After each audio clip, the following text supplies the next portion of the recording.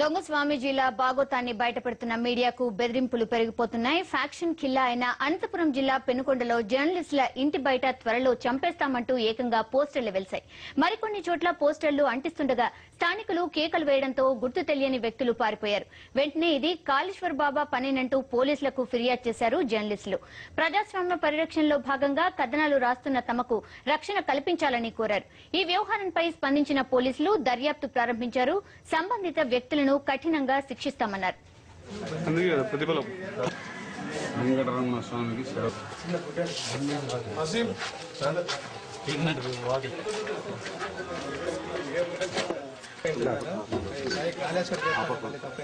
గత 5 రోజులుగా కాళేశ్వరం అక్రమాలు అన్యాయాల గురించి రాస్తూ వస్తున్నాము ప్రజాశక్తిలో.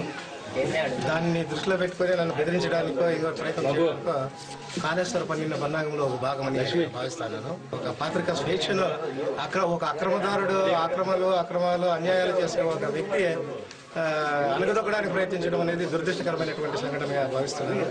ఆయన కాళేశ్వర స్వామి మీద సీరియల్ గా కథలు రాస్తున్నందున అతని అనుచరులు కుట్ర పని ఈ విధంగా చేసింటారని అనుమానం వ్యక్తం చేశారు.